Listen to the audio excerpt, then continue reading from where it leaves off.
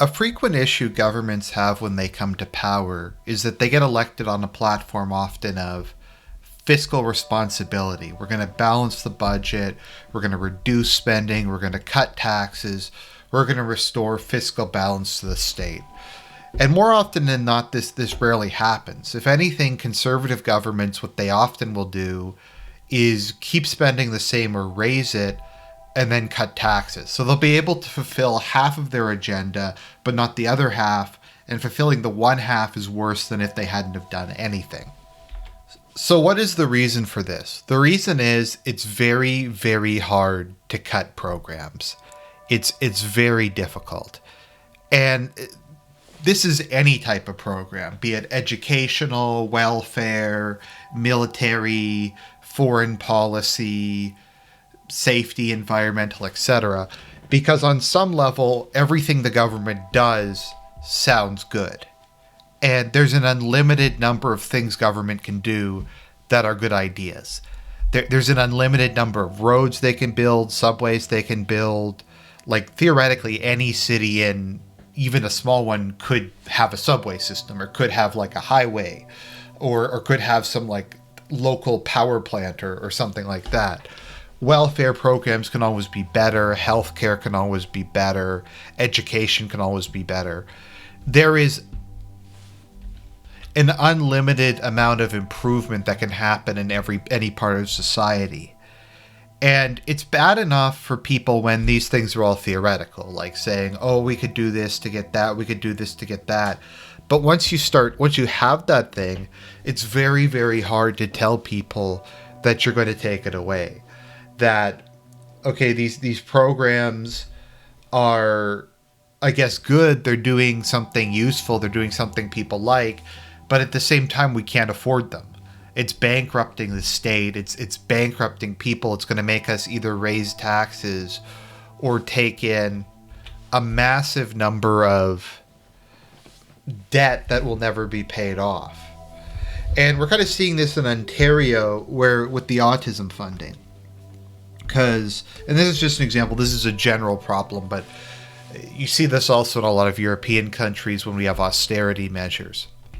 So basically what had happened was the government of Ontario had been providing full autism treatment to a couple children. There is a very, very long wait list. So what the current government did was they decided to get rid of comprehensive autism treatment and just give everybody a flat amount of cash. I think it's something like $5,000 for over 6 and $20,000 for under 6. And people were upset by this because they're like, well, they should just give everybody full treatment. Like, there just shouldn't be a wait list. And it's like, in a sense, they're right. I mean, I get it. I get in a lot of cases, autism treatment can cost tens of thousands, if not hundreds of thousands of dollars. Sometimes it'll cost like $50,000, $60,000 a year. And there isn't really proper support for it in schools or from the government outside of the treatment that they were offering. So the hard decision they had to make was, okay, we can either give some people everything and other people nothing, or we can give everybody something even if it isn't enough. And that's the issue, because there's always more treatment that you can provide. You could always give more therapy. Even if you gave each person $200,000, they could still find a use for additional money. So the question is, where does it stop? Where do you cut off the spending? Where do you limit the spending? Where do you say, no, we just can't anymore? And the issue is, with like a lot of things in life, particularly with regards to government policy, this is something very ambiguous. It depends a lot on the person's, on the individual's moral precepts, how big they think government should be, how much debt or how many taxes are acceptable. And you have that on one end. On the other end, you have a public who doesn't really understand things like public finance or taxation or any of these things. They just want stuff. And to a certain extent, I kind of get it, because how it looks to them is they pay their taxes and they get a bunch of stuff from the government. And a lot of the people don't pay taxes because there's a certain amount of your income that's exempt from income taxes. So obviously you pay sales taxes and like municipal taxes and other kinds of things, but you're not seeing yourself paying for any of these things. And they just show up. It's like magic. You go to the doctor in Canada, you don't have to pay there. You might only be paying a couple $1,000s a year in taxes. You're getting way more out of the system than you put in. So why would you have any interest in financial responsibility? Why would you care about the fiscal well-being of the state in the long term? The answer is there is no reason for you to care. It is in your best interests that the state just indefinitely keep running up the tab and giving you more and more stuff. And that's the difficulty, because if someone comes to power and they're an adult about this, they're like, look, we have to think long term here, this just isn't sustainable, then people are just going to cry and throw them out. And they're going to say, if you cut these programs, people will die. If you cut these programs, there'll be more crime. And then the question is, then you can always fund more programs all the time. It's a very difficult and subtle thing that I think in a lot of cases you need like experts to kind of figure out what the optimal amount is. Like, how much money do you spend on a police force to get increasing returns, and then after you spend a certain amount, like the amount of marginal effectiveness you get isn't really that much more helpful, because they'll just be buying like fancy stuff that doesn't really help that much.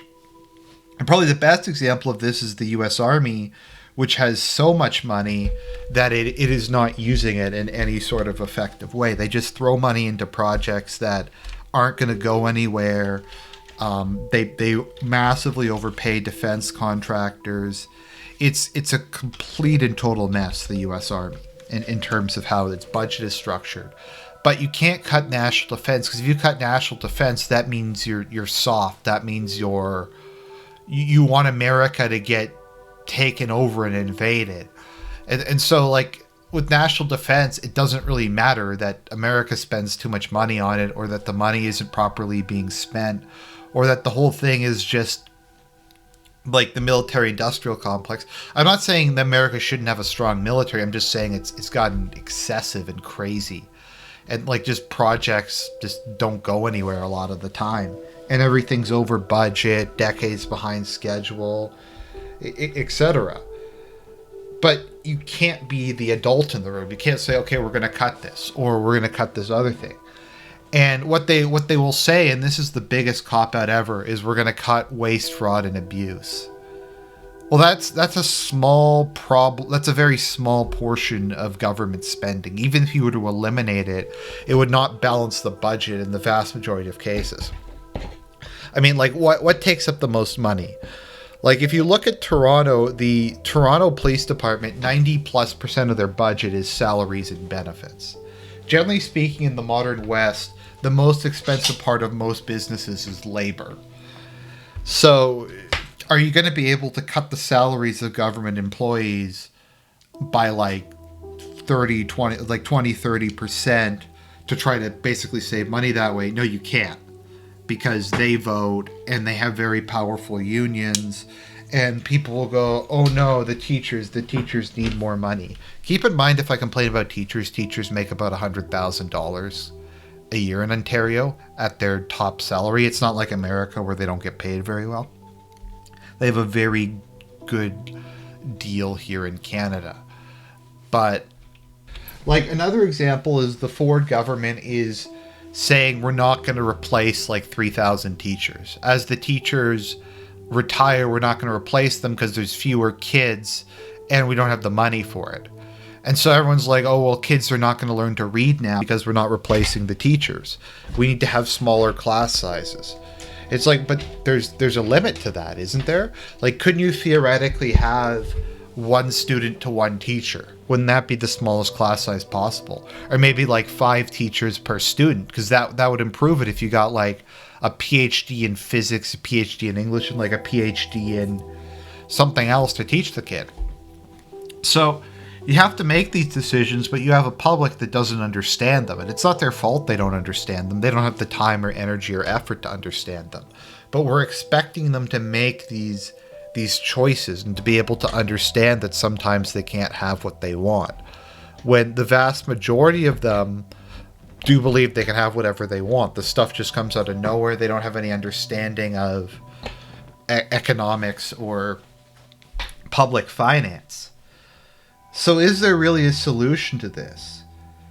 No, I don't think there is. Not under a democratic government, at least. That's kind of the appeal of a lot of technocracy to a lot of people, because you can kind of cut out the middleman a bit, and you can have kind of experts who are more isolated from direct public opinion try to figure out what the optimal amount of spending is. Like, how do you get the most bang for your buck, as it were, without just wasting money on diminishing returns or underspending and missing increasing returns.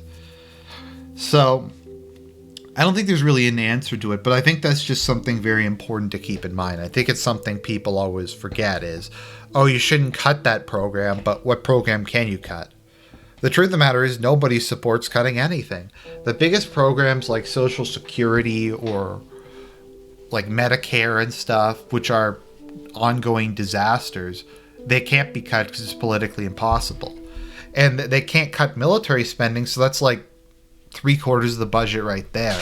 So then they have to cut other stuff like science funding or things like that, which in my view are better use of government funds. But yeah, so that's, I think, something important to keep in mind. And like I said, there's not really a solution to that. Being the adult in the room is a thankless, very difficult job.